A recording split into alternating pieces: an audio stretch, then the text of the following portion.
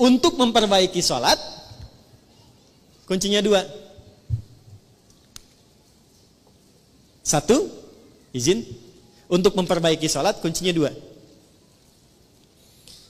Satu, selalu bermohon kepada Allah untuk mendapatkan rahmatnya dalam sholat. Saya ulang ya. Selalu bermohon kepada Allah untuk mendapat rahmat Allah dalam sholat. Itu ada di Quran surah ke-2 Al-Baqarah ayat 45 sampai 46. Sudah? Saya merasakan sekarang jarang ada orang sholat dengan menggunakan rumus Quran itu. Yang penting sudah sholat gitu kan? Ya. Ibu pernah nggak mengharap rahmat Allah sebelum sholat? Supaya dirahmati dalam sholat? Pernah nggak? Ya? Coba deh. Makanya ibu masuk masjid ya. Kalau masuk masjid itu doanya apa? Allahumma ftahli abwaba. Ya Allah, mohon bukakan untukku pintu-pintu rahmatmu. Tuh ya. Mau masuk udah diajari oleh Nabi. Jadi sebelum masuk masjid, saat langkah kaki kanan itu dilakukan, minta apa? Rahmat. Masjid fungsinya untuk apa yang pokok? Sholat. Jadi masuk masjid, fungsi yang pokok untuk sholat. Sebelum sholat minta lu rahmat Allah. Nah rahmat itu dibagi 3. Saya ulangi, rahmat dibagi 3. Nah kalau suami ibu namanya Pak Rahmat, nanti ibu pulang ke rumah, papa dibagi 3.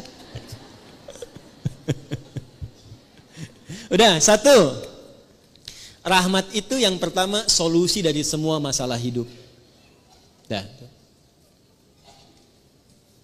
Jadi kalau ibu sholatnya membawa motivasi itu, nanti ke bawah enak sholatnya. Pas sujud ingat, dengan suami ada masalah tuh ingat, minta solusi. Nangis, selesai. Walaupun belum ada solusi, tapi hati tenang. Dan itu mengantarkan pada setengah solusi. Sudah? Yang kedua, pelan-pelan, ampunan dari dosa. Ampunan dari dosa. Nah, di antara fungsi sholat yang paling pokok itu menggugurkan dosa-dosa. Makanya Allah ingin dari pagi ke siang ada dosa, gugur dosanya. Dari siang ke sore ada dosa, gugur dosanya. Makanya ketika diwafatkan dosanya sudah hilang, tinggal pulang dalam keadaan bersih, digambarkan dengan kain kafan yang putih. Nah, itu fungsi sholat. Cuma apakah setiap orang sholat ada yang ingat dosa atau tidak, itu poinnya. Makanya tadi kalau dia sholat mengingat maksiatnya, gugur maksiat, nggak akan maksiat lagi. Nggak akan maksiat lagi. Ya, dan banyak orang ketika sujud itu justru pulangnya dalam keadaan mulia. Betapa banyak pelaku dosa besar, justru cara pulang itu lewat sholat. Lewat sholat. Ada yang sujud, nggak bangun lagi. Insya Allah. Pengen begitu? Nanti zuhur ya, kan sekarang masih ada waktu tuh. Ada yang begitu tuh. Ya. Dan itu luar biasa indah. Ya, saya kan pernah cerita di sini juga kan. Ada seorang kakek, ini bukan ustadz bu. Saya ketemu orangnya. Itu orang sederhana, mungkin viral di langit tapi mungkin tak dikenal di dunia. Sederhana orangnya, nggak disebut kaya, biasa saja. Pakai kaos, cuma jagain masjid, azan. Hari Kamis itu, ba'da asar sedang puasa. Puasa sunnah loh. Di masjid nunggu buka. Cuman tiduran, merem-melek tuh. Diwafatkan di tempat yang beliau mengabdi di masjid dalam keadaan puasa. Ba'da asar menjelang maghrib, wafatnya cuman tiduran, merem-melek ngantuk meninggal. Hati-hati tuh belakang tuh, merem-melek.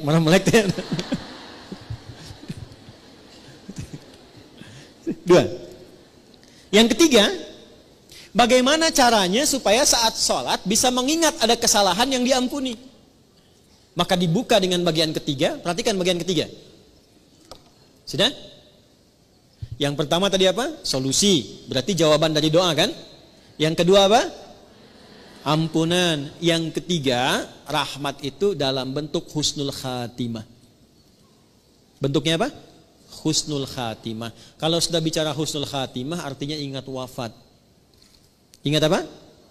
Karena itulah Nabi mengajarkan pada setiap imam saat akan mengimami, berbalik dulu kepada makmum menyampaikan kalimat ini.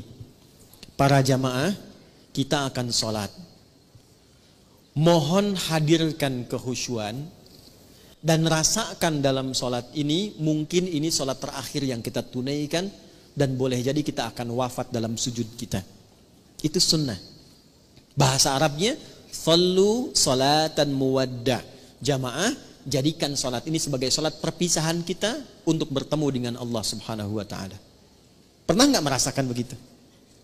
Nah, makanya imam tidak harus pakai bahasa Arab, karena ini bahasa yang boleh disampaikan dengan bahasa Indonesia. Rapatkan saf, luruskan.